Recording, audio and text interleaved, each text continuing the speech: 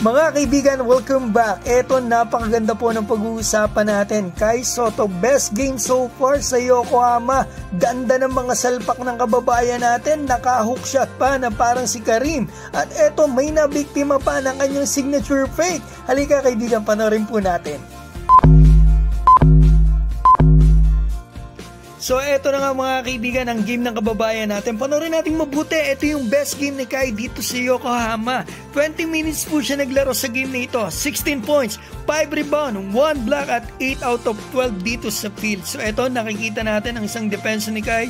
Sayang nakuha ng kalaban. At eto yung nabiktima ni Kai dito sa kanyang signature fake. Rindido ang hapon. Hindi alam kung saan napunta yung bola mga kaibigan. Nahanap yun na siya kaya yung bola nandun pa pala. So ito tignan natin dito sa courtside view. Whoop! Nakakatuwa naman yung hapon na yun. So ito after niya na-scorean pa ni Kai mga kaibigan. Kung si Kai yung humarang doon, foul yan matik mga kaibigan. Ang nipis ng pito kay Kai sa totoo lang. Yung dalawang foul ni Kai dito talagang masasabi kong questionable talaga. So ito tignan natin yung gagawin dito ni Kai. Eto, natawagan po yan ng goaltending mga kaibigan ha. Sa NBA, lagi mo nakikita yung mga ganyang block. Pero dito, pinituhan mga kaibigan ng goaltending. Kayo, anong husgan nyo rito mga kaibigan? Sa akin, 50-50. Pwede talagang hindi itawag na goaltending. Sayang yon. At eto, pick and roll. Sayang, hindi pumasok yung tira ng kababayan natin. Sayang yon. So eto, tignan pa natin yung gagawin niya rito. Poste, napakagandang pasa naman. Yun lang mga kaibigan. Hindi na i-convert. So ito Kawamura, Mintis, napakagandang follow-up ng yan sa kababayan natin. Gusto ko kay Kai dito yung mga offensive rebound niya. Nice one Kai. So ito yung courtside view para kita natin. Ganda naman, mas malinaw yung courtside.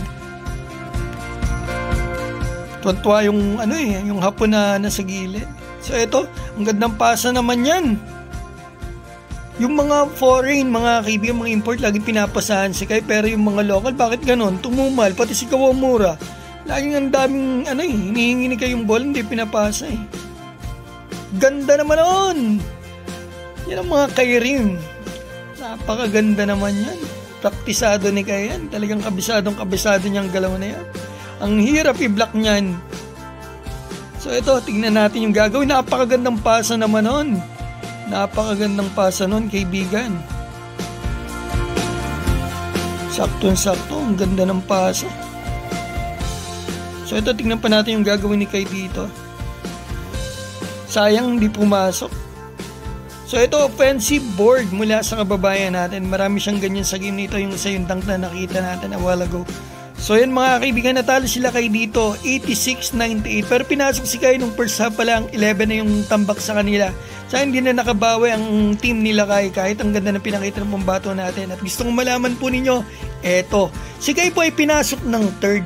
Isipin po ninyo at third 4 minutes mahigit. Hanggang matapos yung game, tuloy-tuloy mga kaibigan, walang labasan si Kai, 14 minutes mahigit.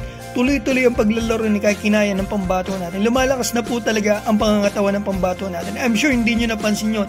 Walang labasan si Kai mula nung pinasok ng third hanggang fourth. At ang isang comment ko lang mga kaibigan dito sa officiating masyadong yung pito kay Kai talaga. Hindi ko talaga maisip kung bakit ganon. At eto sa ating pambato, ang ganda ng pinakita. Ang masasabi ko lang talaga isa, yung lateral niya, sa bagay, mas maliliit talaga, mas mabibilis talaga sa kanya yung mga import na hinaharangan niya. Yun lang mga kaibigan masasabi ko, ang ganda ng pinakita ng kababayan natin, kaya nakakatuwa po.